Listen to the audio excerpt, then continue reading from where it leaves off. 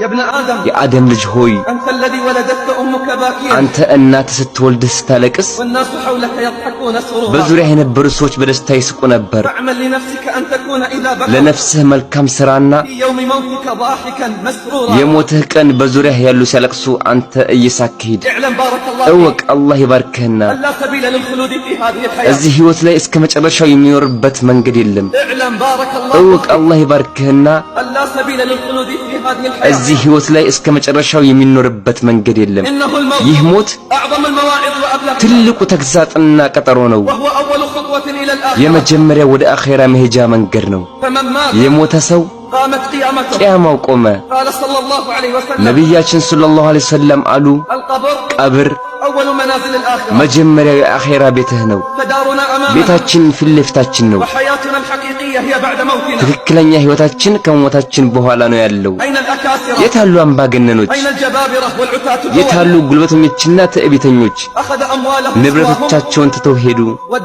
ዱንያ ተዘዋዋሪ ነችና ዝቅተኛ በሆነች ዱንያ ተማመኑ። ከፍተኛ ደረጃን የተቆናጠጡ መሰላቸው። ደስተኛ በሆነበት ቅጽበት በሞት ተዘረሩ። እኔ የምገስጻችሁ በአንዲት ነገር ነው። ስንት በደለኞች ድንበር አለፉ። የጎረቤታቸውን የቤተሰቦቻቸውን ሐቅ በሉ። የታለ አልሞትም ብሎ አስቦ የነበረና ሞት የመጣበት ከዛም የልብሱን ቁልፎችን ሰው የፈታለት። አስተውሉ አስተንታኞች፣ በዱንያ እየታለለ ወጥቶ ከሚከፈንበት ሌላ አልነበረውም። አካሉ ወደሚሸትበትና ወደሚበጣጠስበት ሲሸኝ አቤት ፈተና በሱ ላይ ስትወድቅ ብታየው ያ የሚያምር የነበረ ፊቱ ሁሉ ተቀየረ። አንተ ዝንጉ ሆይ ከስካርህ ንቃ። በቅርቡ አንተም እንደምትጓዝ እርግጠኛ ሁን። አንተ የዝንጎችን መንገድ ያዝ፣ የመሃይማንን መንገድ የወደድክ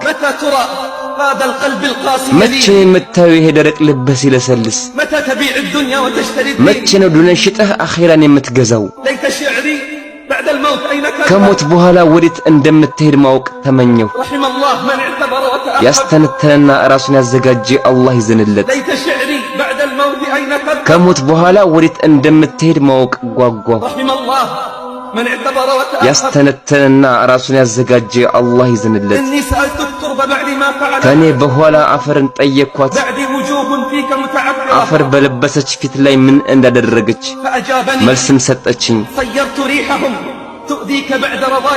ከሚወደው ሽታቸው ወደሚገማው ሽታ ቀየርኩኝ። በተለያየ ጸጋ ተውቦና አሸብርቆ የነበረ ሰውነታቸውን በላሁት። ከስጋ የተላቀቀ ነጭ የራስ ቅላቸውንና የበሰበሰ አጥንታቸውን እንጂ ሌላን አላስቀረሁም። የታል ጓድህ ትናንት የነበረና አሁን የተጓዘ? ያ ብዙ ገንዘብና ሰፊ ህልም የነበረው የታለ? ሁሉም ከስራው ጋር በቀብር ውስጥ አልገባምን? የታለ ያ በአማረ ህንጻ ውስጥ የኖረ ወደ ቀብር አልወረደምን? ከስካርህ ንቃ፣ ወደ ጉድጓድህ መግባትህንም አስታውስ። አንድ ቤተሰቡ የሞተበት ሰው የሞተበትን ሰው በህልሙ ያየውና እንዴት ነህ ይለዋል። እጅግ በጣም ተጸጸትን እኮ አለው። እናውቃለን ግን አልሰራንም። እናንተም ታውቃላችሁ ግን አትሰሩም። በአላህ ይሁንብኝ አንድ ተስቢህ ወይም ሁለት ተስቢህ፣ አንድ ረክዓ ወይም ሁለት ረክዓ አሁን ያለን መዝገብ ላይ ቢጻፍ ከዱንያና በውስጧ ካሉት ነገር ሁሉ ይሻለናል። አኺራ ቲዩብ እስላማዊ ቻናል